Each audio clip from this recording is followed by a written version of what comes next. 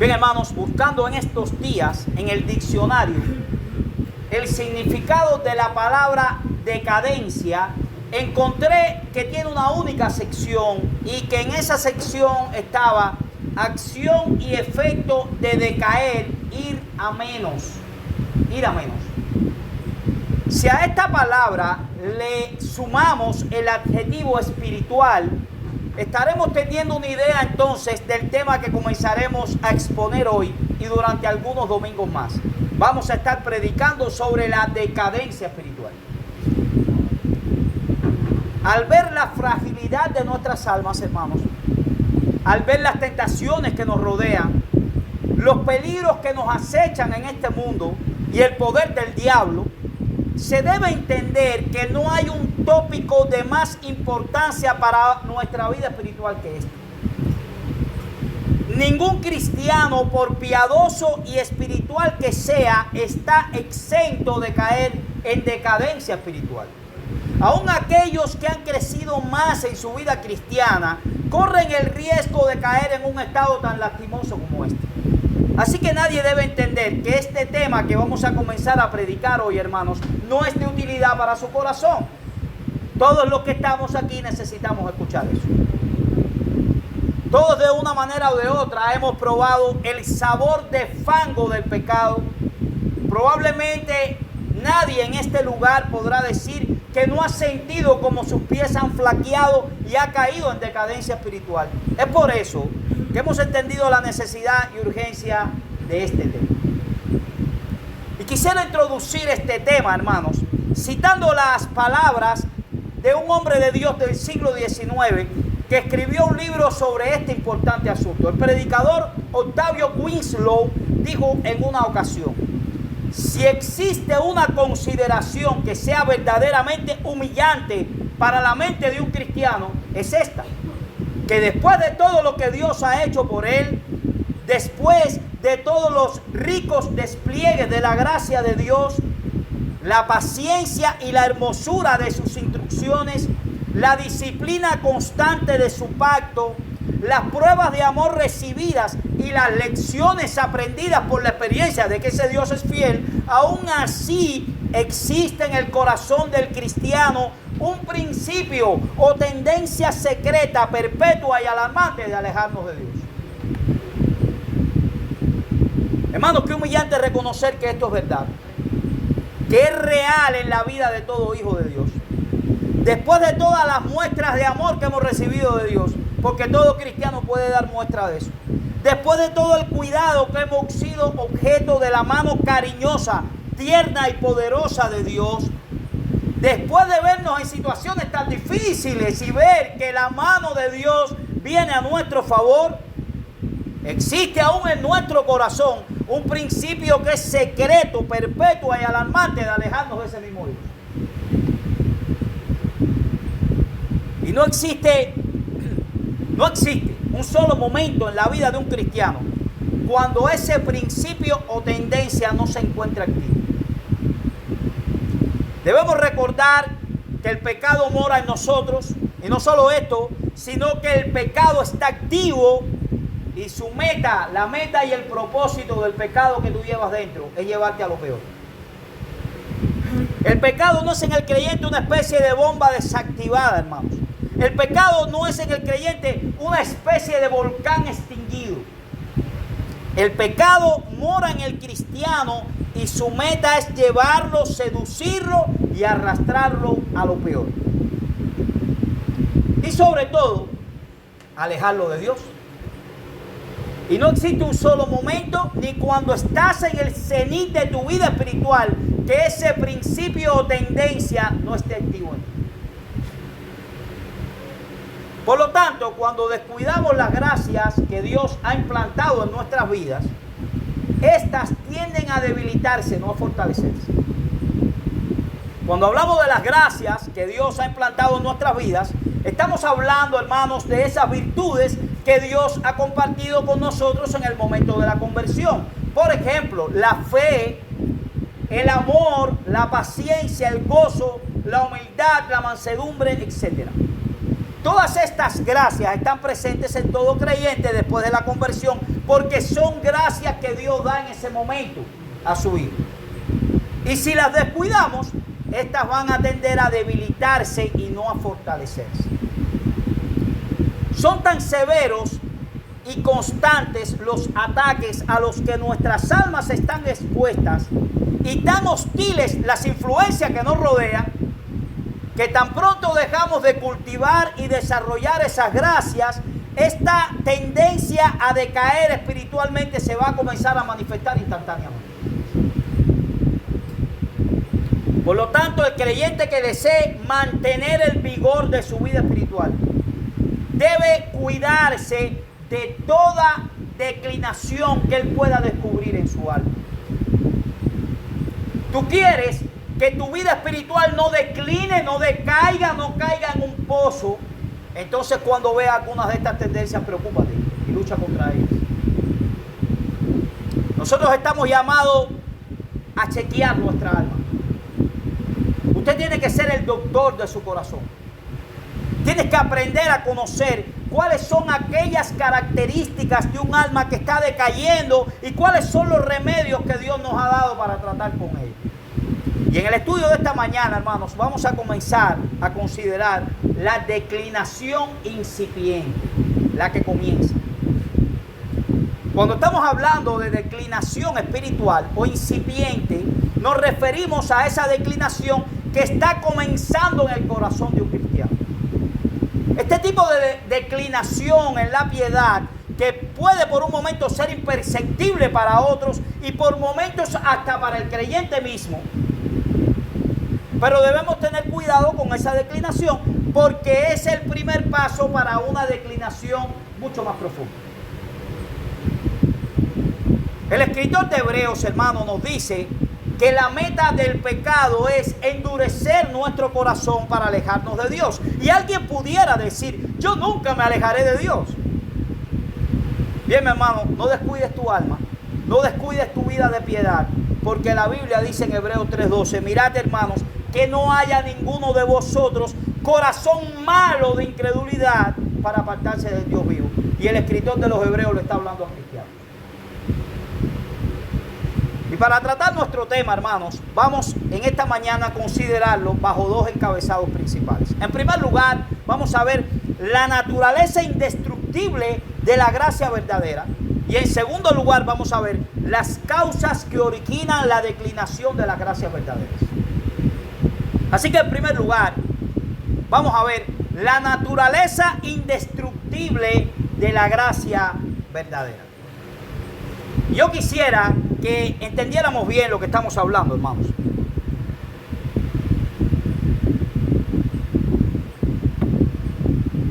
Porque es de suprema importancia que dejemos claramente establecido desde el inicio de esta serie que la gracia verdadera es indestructible.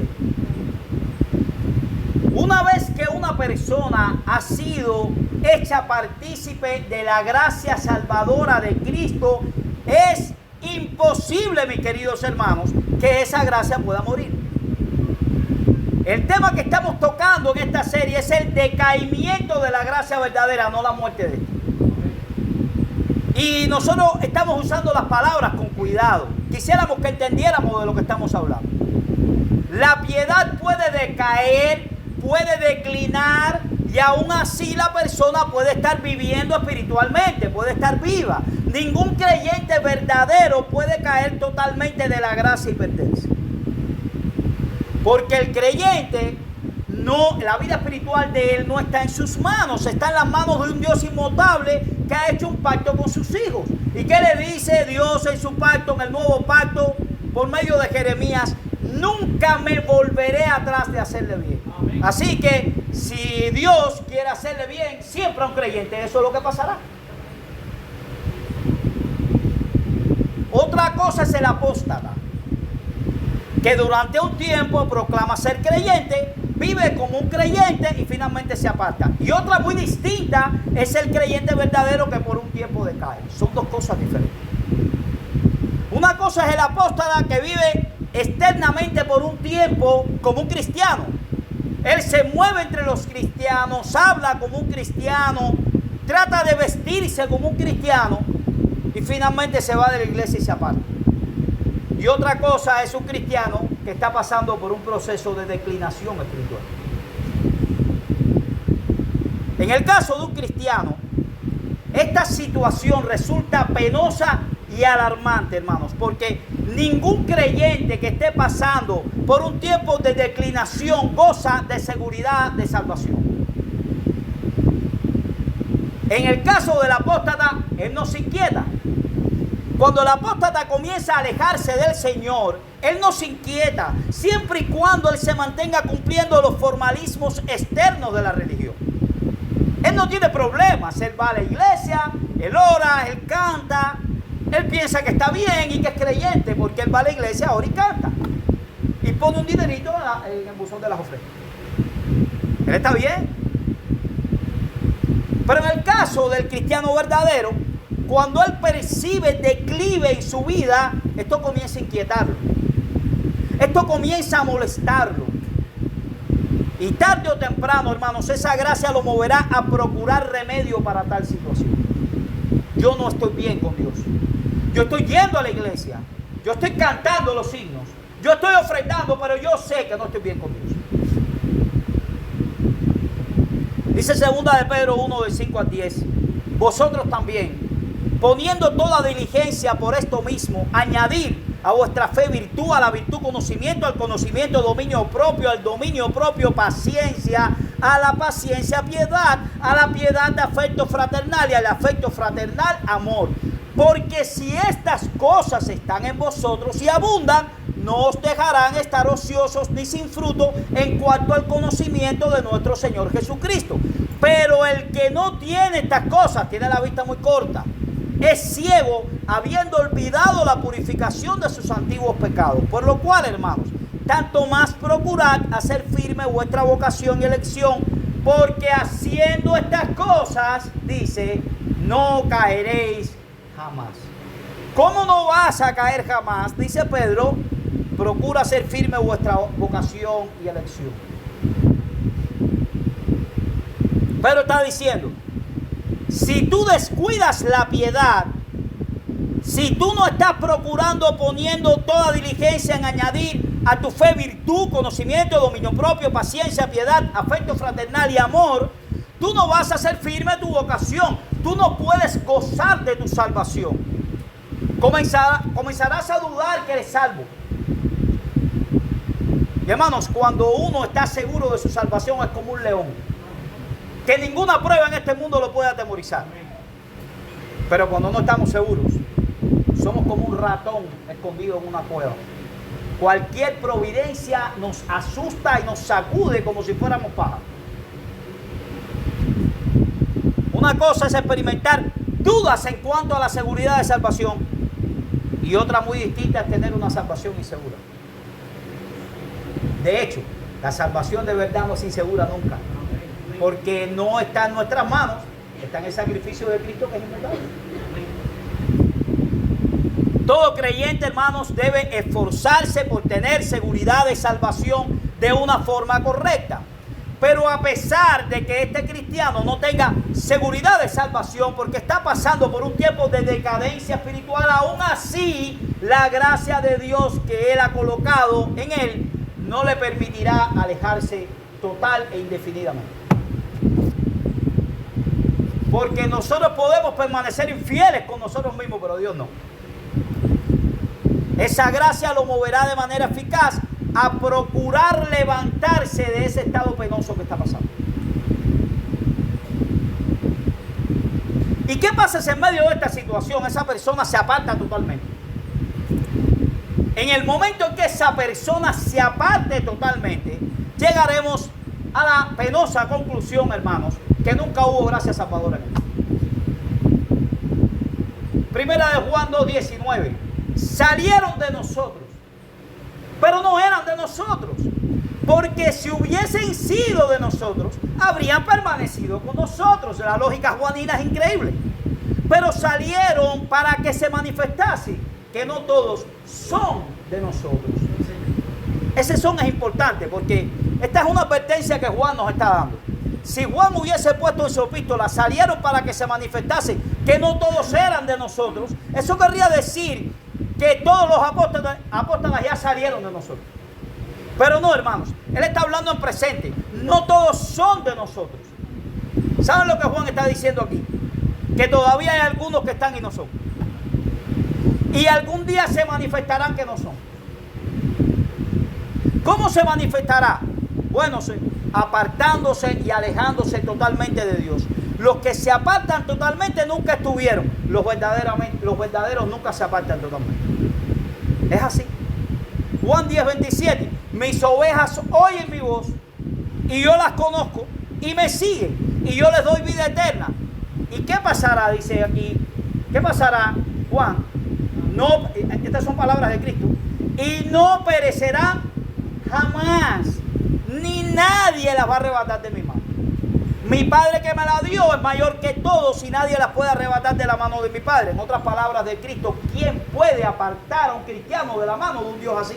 Nadie.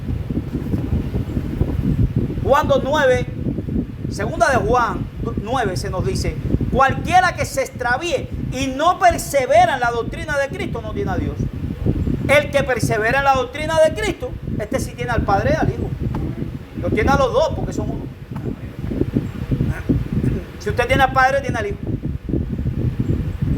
Así que, hermanos, es importante que establezcamos esto desde el principio.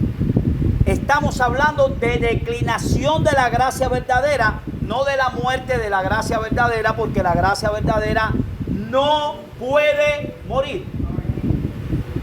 Sin embargo, todo creyente es susceptible de caer en un estado de decaimiento espiritual, decadencia espiritual, si deja de cultivar y fortalecer las gracias que Dios ha colocado en su interior y deja que la maleza del pecado crezca en su corazón sin ser debidamente mortificado. Y ahora mismo ustedes se pueden estar preguntando: bueno, Luis, ¿cuáles son las causas de declinación espiritual en el creyente? Si yo estoy en medio de una decadencia espiritual, ¿por qué es? Bueno, esto nos lleva al segundo encabezado de nuestro sermón, hermanos. Las causas de declinación espiritual en el creyente. Nosotros hemos establecido ya en nuestro mensaje que la gracia es indestructible. ¿Es verdad o no? Hay una tendencia en nosotros que es secreta, perpetua y alarmante de alejarnos de Dios. Y si esa tendencia no es vigilada y dominada por el constante cuidado del alma y la mortificación continua de esa tendencia, puede apartarnos sutilmente de nuestra comunión íntima con Dios. Y nunca olvides que ese pudiera ser el primer paso para una apostasía final. Pero el verdadero creyente no se puede perder, porque en el verdadero creyente Dios ha puesto un principio de santidad que lo mueve eficazmente a perseverar en salvación. Y como alguien ha dicho muy acertadamente, hermanos, acerca de este desvío, tal desvío devora el alma de su vigor, de su fuerza, de su energía espiritual e incapacita al creyente por un lado para servir, amar, obedecer y deleitarse en Dios, y por el otro para resistir las tentaciones de la carne, del mundo y de Satanás. Hay creyentes que usted no lo ve con vigor, no lo ve sirviendo, siempre está apenado, siempre está con la cabeza baja, siempre está dando cabezazos en su vida espiritual. Esa persona está en una decadencia espiritual. Y cuando una persona está en decaimiento espiritual, esta persona no está capacitada para servir, amar, obedecer y deleitarse en Dios. No puede. Y hermano, la religión que no se deleita en Dios no es religión verdadera. Y esto es lo que causa declinación espiritual. Si usted no se deleita en el Dios en el que cree, eso es una religión externa, llena de mandamientos. No nos diferimos, por ejemplo, del Islam o de otras religiones que son solamente mandamientos, mandamientos y mandamientos. Pero el cristianismo no es una serie de mandamientos, sino una relación con Dios.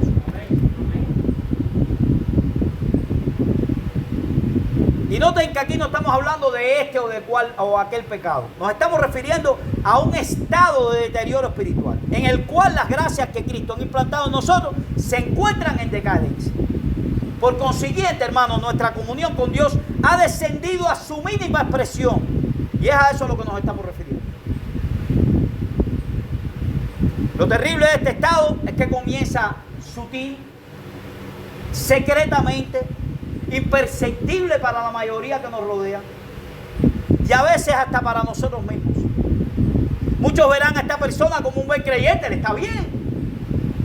En lo que respecta a la conducta externa, no se distingue de los demás hermanos de la iglesia. Está sentado, está cantando. Canta himnos, lee la palabra de Dios, asiste a los cultos, pero su alma se encuentra en un franco y abierto deterioro espiritual. No hay vigor en su fe es débil. No hay incremento en su amor. No experimenta el gozo de saberse perdonado y de pertenecer a Cristo. No ve eso como una gran verdad. Tampoco experimenta el gozo de la obediencia. Los mandamientos de Dios le son light. No vive amparado en la esperanza. No manifiesta humildad y mansedumbre. Su comunión con Cristo se vuelve rígida, externa y ritualista. Ir a la iglesia a cantar himnos. Esa persona puede estar aquí, sentado, y estar en un franco y abierto deterioro espiritual. Cristo ya no es su Señor amado y su amigo. Su carga es pesada. Y nos preguntamos, ¿cómo puede un verdadero creyente caer en semejante condición? ¿Cómo puede una persona que tiempo atrás dio su corazón para el evangelio y estaba como una rosa en medio del jardín o como un árbol lleno de frutos, y tú decías, qué bien va esa persona? ¿Cómo puede estar ahí? Bueno, eso es la pregunta que vamos a tratar de responder en lo que queda de sermón y en el que viene, hermanos. ¿Cuáles son las causas del deterioro espiritual en la vida del creyente? Bueno, en primer lugar, descuido en vigilar y guardar su corazón. Y quisiera que todos nos diéramos cuenta de qué estamos hablando cuando decimos de descuido de guardar su corazón. No estamos hablando del corazón físico, del corazón carnal, que es esa válvula física que existe en nuestro cuerpo que bombea la sangre. Allí usted puede dejar de comer con mucha sal, hacer ejercicio y esas cosas. Pero eso no es de lo que estamos hablando nosotros. Cuando la Escritura habla del corazón, como en este caso, lo hace en sentido metafórico. Cuando se habla del corazón, se refiere a esa noble facultad del alma donde reside el entendimiento, la voluntad y sus afectos. Es por eso que las Escrituras nos mandan a poner toda nuestra diligencia en guardar esa parte a la cual le llama corazón. Es más, hermanos, el proverbio nos dice que debemos poner mayor empeño en guardar ese corazón que cualquier otra cosa que tenga mucho valor. Por ejemplo, guardamos mucho el dinero en nuestra casa porque ese es el dinero de comer en el mes. Que no se pierda. Si tenemos un reloj bueno, dorado, lo ponemos en una cajita y bien escondido, que nadie le vaya a dar un manotazo que se caiga para el piso y se me rompe el reloj. Lo guardamos bien. Sin embargo, hermano, la Biblia dice, no hay una cosa que tú tengas que guardar más en tu vida que tu propio corazón. Este debe ser el deber principal de todo cristiano. Sin embargo, tenemos que reconocer, hermanos, con tristeza, que el deber más descuidado que nosotros tenemos es de guardar nuestro corazón. No existe otro deber más importante para el creyente que cuidar el corazón. Sobre toda cosa guardada, guarda tu corazón. ¿Y por qué? Porque de él emana la vida. Todos los principios, tanto del pecado como de la santidad, residen en el corazón. Por ejemplo, dice Mateo 12:35 que el hombre bueno del buen tesoro del corazón saca buenas cosas. Y el hombre malo saca malas cosas del mal tesoro. ¿Que dónde está? Que tiene su corazón. Es en el corazón donde residen los principios de santidad que mueven al creyente a hacer lo bueno y donde residen los principios de pecado que mueven al no regenerado a hacer lo malo. Y en el caso del no regenerado, el corazón es una fuente inagotable de maldad. Si tú eres una persona que no eres creyente aquí, déjame decirte, es necesario que te enteres de algo. A pesar de que tú no lo creas así, tu corazón es una fuente de maldad. Y a lo mejor tú me pudieras decir que yo muchas veces me freno a hacer lo malo y ayudo a los demás. Pero es necesario también que entiendas que hasta eso lo hace por un principio pecaminoso. El pecador muchas veces no hace lo malo porque es egoísta y porque se ama a sí mismo. Déjame ayudar a fulano para que sepa lo bueno que yo soy. Él no quiere infringir las leyes de la sociedad. Por ejemplo, si hago lo malo, puedo caer preso, por eso me abstengo de hacer lo malo. Pero no quiere ser mal visto a lo mejor. Todo el mundo ha ayudado en tal cosa y yo no he ayudado, déjame no marcarme. O muchas veces no quiere que se le pegue ninguna enfermedad. Déjame no hacer otras cosas que no debería hacer en mi matrimonio porque se me puede pegar ninguna enfermedad. Pero mi querido amigo, eso no es para la gloria de Dios.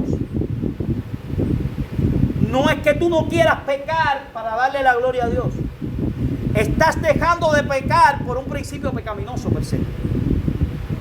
Por eso dice el Señor en Mateo 15:19, porque del corazón salen los malos pensamientos, los homicidios, los adulterios, las fornicaciones, los hurtos y las mentiras y las blasfemias. Todo eso sale del corazón.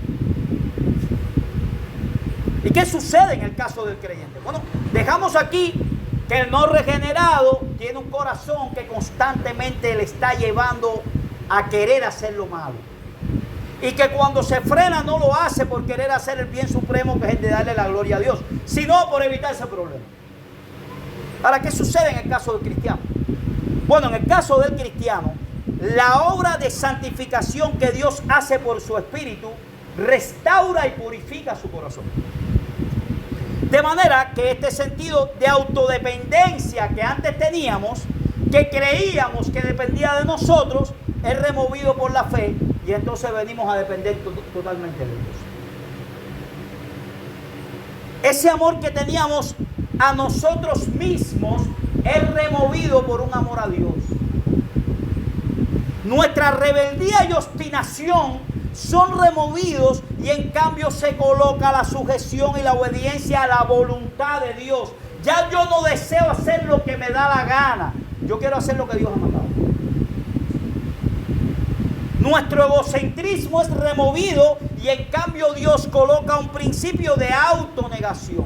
Pero una autonegación, no como los hindúes, no, una autonegación que tiene como objetivo darle la gloria a Él. Y pudiera pensar alguien erróneamente después de escuchar estas palabras, mis queridos hermanos, si eso es así, entonces ya yo no tengo problema, porque mi corazón ha sido purificado. Bueno, déjame decirte que aún quedan grandes rasgos de corrupción que deben ser mortificados. Porque si no son mortificados, otra vez te van a llevar a una vida de pecado. En todo creyente reside la capacidad de cometer cualquier tipo de mal. Solamente vean la vida de un hombre que era conforme al corazón de Dios como David, para que se enteren de todo lo que hizo. En un momento de decadencia espiritual. Proverbios 4:23, ese que estábamos citando hace poco. Sobre toda cosa guardada, guarda tu corazón porque de él mana la vida. Hay una versión, la versión de las Américas, que lo dice así: con toda diligencia guarda tu corazón porque de él brotan los manantiales de la vida.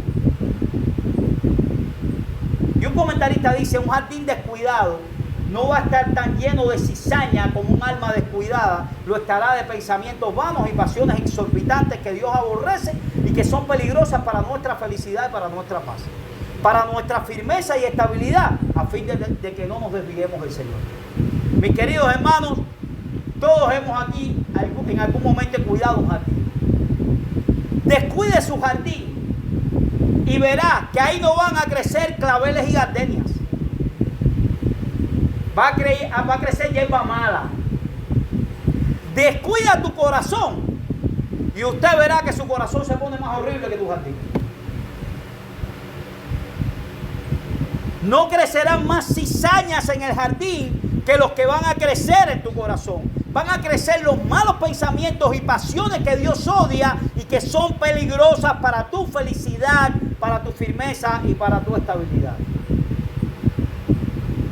Cuando un creyente descuida ese sagrado deber de cuidar el corazón, este será como un huerto descuidado en el cual van a comenzar a salir malas hierbas. Ahora, ¿saben cuál es el problema de las malas hierbas espirituales? Que no solo afean el jardín, sino que están acabando con aquellas plantas ornamentales que han sido colocadas allí. Las malas hierbas no solamente lo afean, sino que acaban con las gardenias, con los claveles y con las rosas. Y eso es lo que ocurre con nuestras gracias. Dios ha implantado las gracias en nosotros. Tenemos fe, tenemos amor, tenemos esperanza, mansedumbre, tenemos humildad. Pero a medida que dejamos nuestro corazón al descuido, esas gracias van siendo ahogadas por las malezas del pecado. Y en esa misma medida se va a ir debilitando tu comunión con Dios. Ya tu fe no es tan vigorosa. Es más débil. Ya no tienes tanto gozo. Ya estás amargado. Ya no puedes resistir a la gente. ¿Por qué muchos creyentes, hermanos, se preguntan cuál es la razón por la que no tienen paciencia o por la que no ven que su alma no posee mansedumbre o el amor que debe tener como cristiano que es? No porque Dios es malo y no ha querido dártelo. Es en el momento de la conversión, Él depositó esas gracias en nosotros. La razón es que esas buenas plantas que Dios sembró, esas gracias, tú las descuidaste. Y en vez de humildad, creció el orgullo. Y en vez de la esperanza, el amor por las cosas de este mundo. Y en vez de la fe, creció la incredulidad, la queja y la duda. Y en vez de amor por los hermanos, creció el egocentrismo. Yo soy el centro. Por lo tanto, yo no tengo por qué preocuparme tanto por los demás, porque yo soy el centro. Que se preocupen por mí.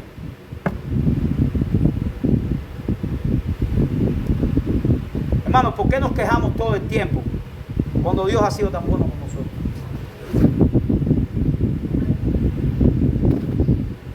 ¿Por qué descuidamos nuestras gracias espirituales?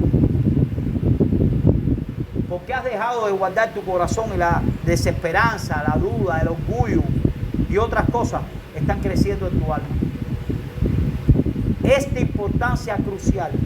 Si queremos vivir una vida que glorifique a Dios, que cuides diligentemente tu corazón. Espero que el Espíritu Santo me haya permitido convencerles de la importancia tan grande que tiene el cuidado del corazón. ¿No lo crees todavía, hermano? ¿No lo crees? Pero quizás algunos se estén preguntando, ¿pero cómo puedo yo cuidar mi corazón? Si mi corazón es invisible, es el alma. No lo puedo meter en una cajita para que nadie le dé un manotazo. Bueno, hermanos, vamos a hablar de eso brevemente también. En primer lugar, para cuidar tu corazón, cada imaginación, cada pensamiento, cada sentimiento o deseo que fluye del corazón debe ser sujeto al análisis, al juicio y a la guía de las Sagradas Escrituras. En otras palabras, un creyente no debe actuar irreflexivamente. Si de acuerdo a la voluntad revelada de Dios, esa imaginación, ese sueño tan... Y nosotros decimos, ¡qué gran sueño! Tenemos la idea, ¿eh? Ni a Einstein se le ocurrió esto.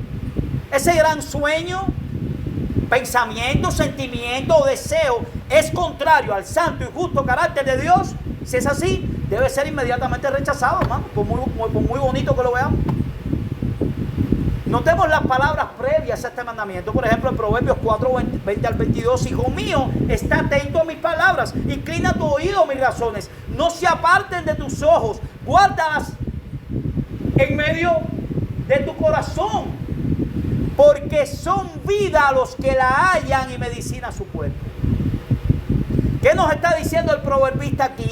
Mantente atento a mis palabras. A las palabras mías, no a las de Dios.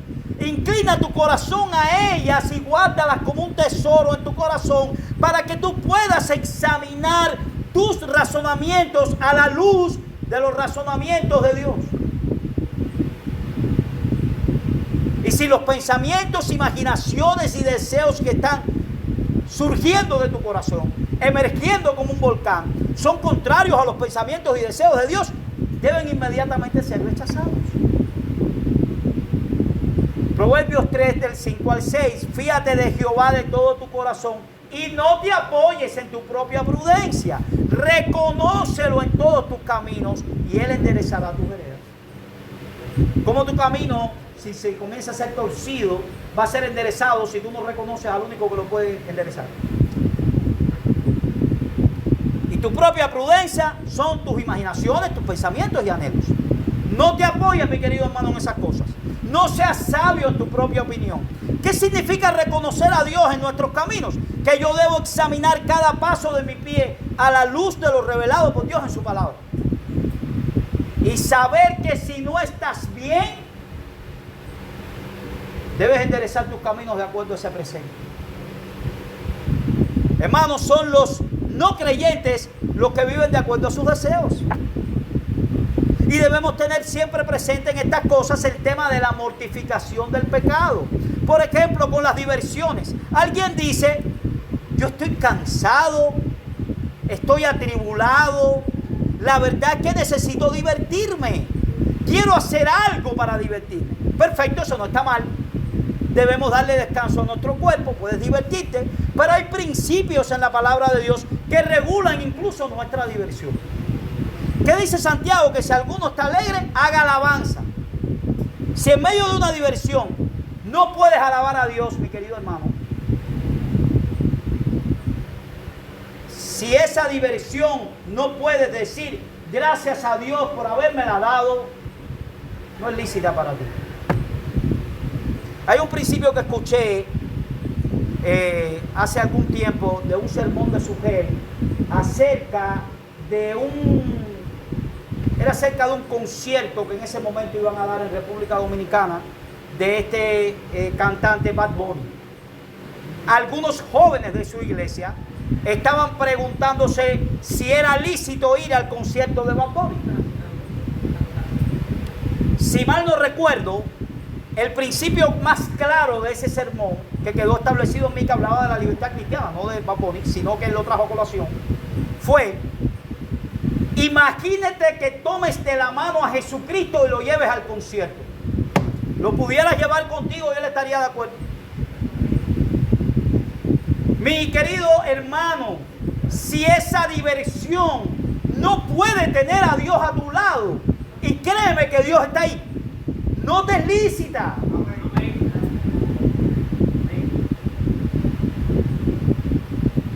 Judas 17:19 dice: pero vosotros, amados, tened memoria de las palabras que antes fueron dichas por los apóstoles de nuestro Señor Jesucristo, los que os decían, en el postrer tiempo habrá burladores que andarán según sus malvados deseos. Estos son los que causan divisiones, los sensuales, y añade el texto, los que no tienen al Espíritu. Las personas sensuales que nada más actúan por deseos, no tienen al Espíritu de Dios. Porque el Espíritu da dominio propio. Si una persona anda nada más por su deseo, no tiene el Espíritu. No lo tiene. Y en 2 Corintios 10, de 3 al 5 encontramos: pues aunque andamos en la carne, no militamos según la carne, porque las armas de nuestra milicia no son carnales, sino poderosas en Dios para destrucción de fortalezas, derribando argumentos y toda altivez que se levanta contra el conocimiento de Dios. Y escuchen lo que dice el texto: y llevando cautivo todo pensamiento a la obediencia de Cristo. Hermanos, es de nuestro propio corazón que se levantan esos argumentos y presunciones contra el conocimiento de Dios, contra el carácter santo y contra la ley de Dios. ¿Y qué debemos hacer? Debemos contentarnos con el hecho que no son más que pensamientos. Pasó un pensamiento por aquí que fue una bobería. Se me ocurrió una ideita que pasó. No, yo no pienso llevar a cabo el acto. Es solamente un pequeño pensamiento. una imaginación, un sueñito que pasó. Dice Pablo que no. Debes llevar todo pensamiento a la obediencia de Cristo cautivo. Aún aquellos que no son abiertamente pecaminosos. Pablo dice todo pensamiento. Y en el Salmo 19:14 dice: sean gratos los dichos de mi boca y la meditación de mi corazón delante de ti, oh Jehová, roca mía, redentor mío. Mis queridos hermanos, Cristo es el rey de la iglesia. Cristo es tu rey. Él la compró para él. La iglesia debe obedecer a su rey con todo su ser, incluso sus pensamientos. Si tú quieres cuidar tu corazón, debes poder decir: Señor, yo espero que los dichos de mi boca, que la meditación de mi corazón sean agradables delante de ti. Y no es casual que el apóstol utilice esta expresión, llevar cautivo. Ustedes saben que eso es un lenguaje de guerra. ¿Saben lo que es llevar cautivo? Coger preso. Atar y coger preso. ¿Y saben por qué usa ese lenguaje? Coge el pensamiento, mételo preso, átalo bien y tráelo a la palabra y dice: tienes que obedecer al Señor. ¿Sabe por qué eso? ¿Por qué lo dice así? Bueno, hermano, porque no es fácil llevar nuestros pensamientos a la obediencia de Cristo. Es una tarea ardua, tediosa, pero necesaria y valiente si de veras queremos guardar nuestro corazón. Debes atar tu mente y traerla a la palabra.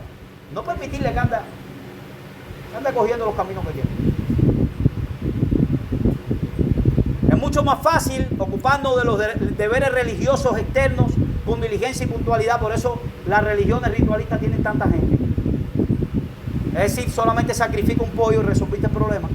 Pero es mucho más difícil ocuparnos con diligencia y puntualidad de cuidar tu corazón. Esas religiones no se ocupan de que tú cuides su corazón. Recuerda que del corazón no solamente fluyen los pensamientos, sino también los homicidios, los adulterios, las fornicaciones, los hurtos que comenzaron en nuestros pensamientos. Porque cuando un pensamiento malo capitaliza tu ser, eso es un hecho casi. Nuestros malos pensamientos son la fábrica de nuestras malas acciones.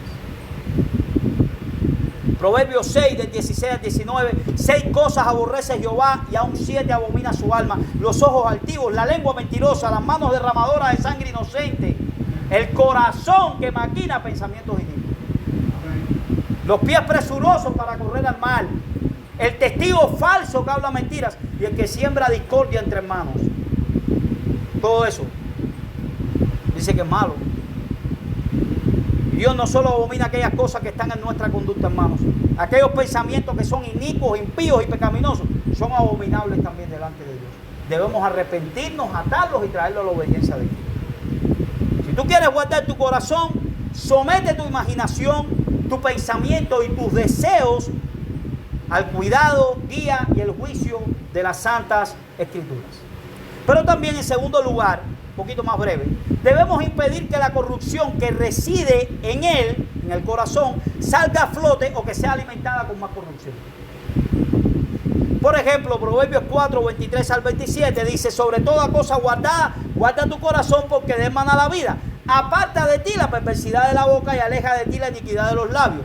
Tus ojos, escuchen, hermanos, yo sé que está un poco, el tiempo está difícil, pero escuchen lo que dice la palabra de Dios. Tus ojos miren lo recto y dirígense tus párpados hacia lo que tienes delante.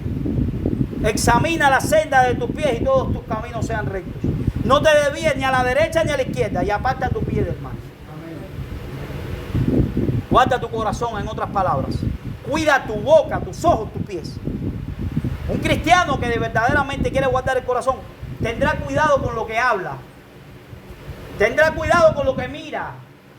Tendrá cuidado con lo que oye. Y tendrá cuidado en los lugares donde va. Él va a impedir cualquier cosa que haga, porque sus sentidos no entre más corrupción y más basura.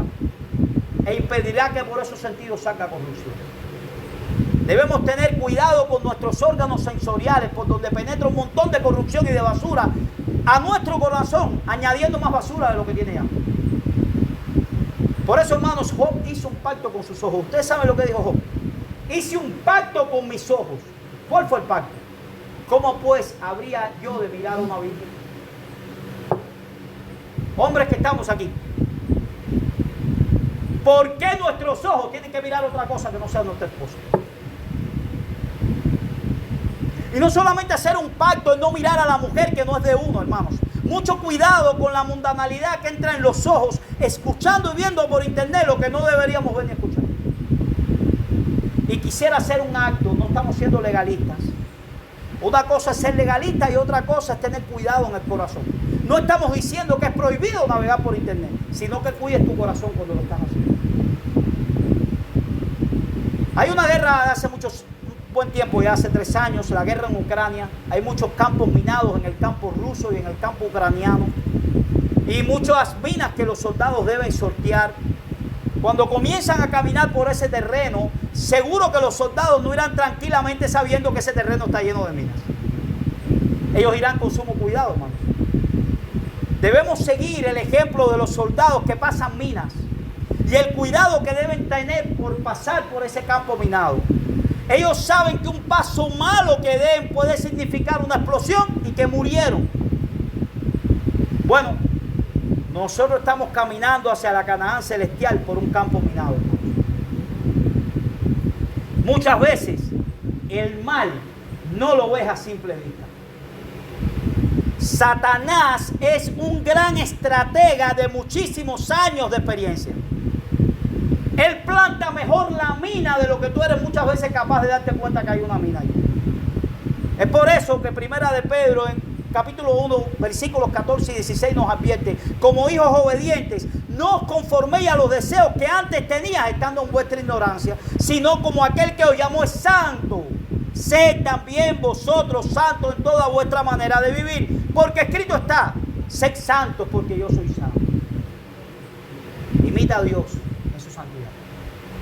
Este mundo no es un juego, mi querido hermano, no es un picnic. Este mundo es un campo minado. Juan dijo que el mundo entero está bajo el maligno. ¿Quieres cuidar tu corazón? Debes impedir que la corrupción que hay en él salga a flote. Y hermanos, debes impedir que por tus sentidos entre más corrupción que la que hay. Ten cuidado con lo que ves, con lo que oyes. Ten cuidado con lo que hablas. En tercer lugar, debemos orar fervientemente a Dios por purificación y perfección.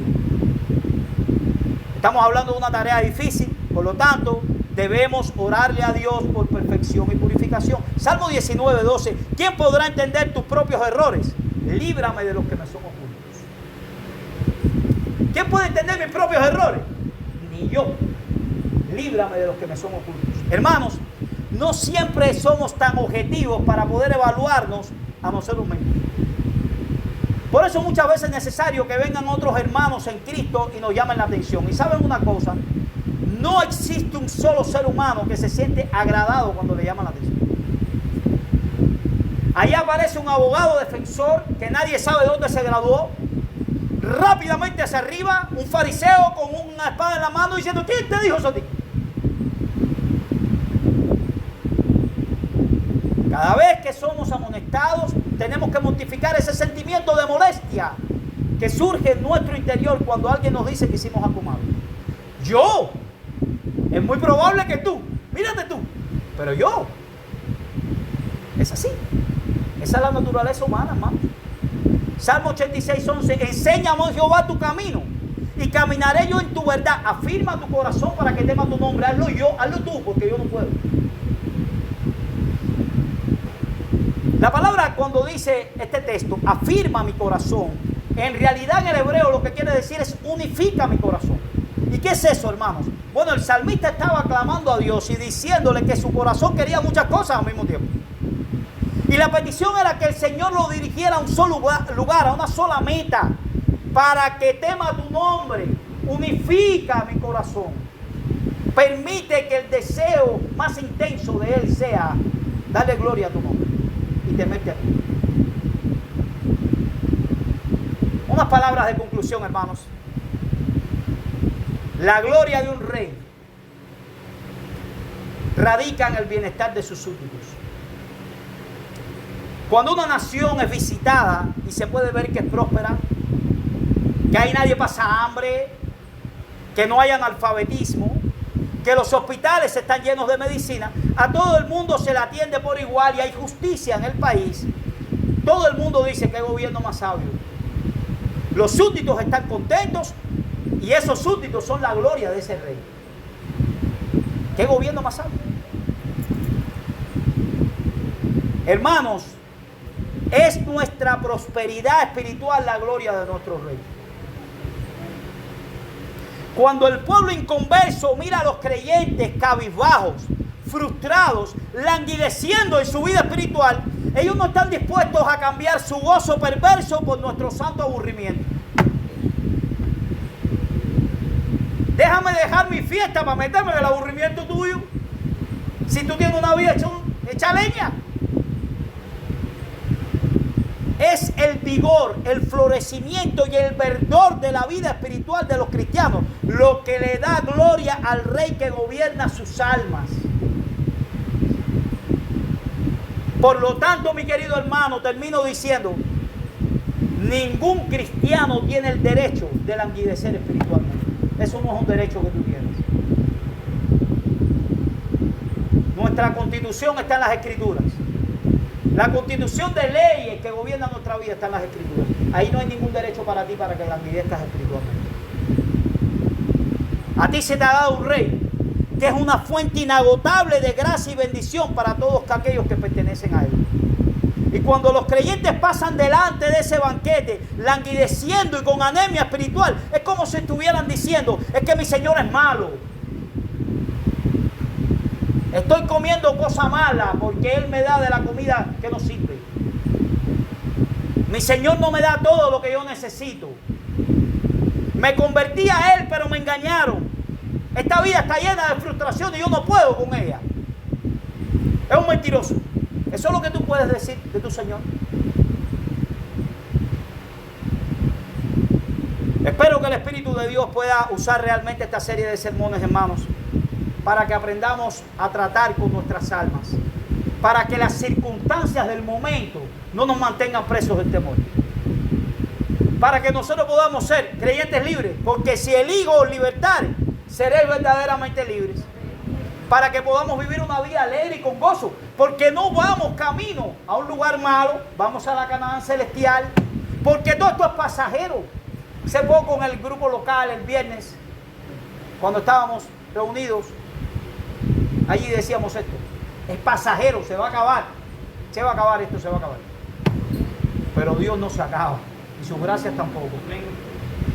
Espero que tengamos en cuenta estas cosas para que nuestra vida espiritual esté por encima de las circunstancias que nos rodean. Porque Dios está por encima y las está regulando. Y en segundo lugar, a aquellas personas que no son creyentes, brevísimamente, tú no estás en declinación espiritual porque tú no estás vivo espiritualmente, estás muerto. Tu vida no puede declinar espiritualmente porque estás muerta. Tu corazón desea hacer el mal porque no desea hacerlo para la gloria de Dios, el bien. Yo te digo, si tú estás muerto espiritualmente, ve a aquel que te puede dar vida. Hay una solución. Ve a aquel que te puede dar vida. Puede cambiar ese corazón y puede ponerte un corazón nuevo de carne que anhele la gloria de Dios y obedecer su ley. Y tú verás que es posible ser bienaventurado y feliz. Solamente con Dios. Vamos entonces a orar, hermano.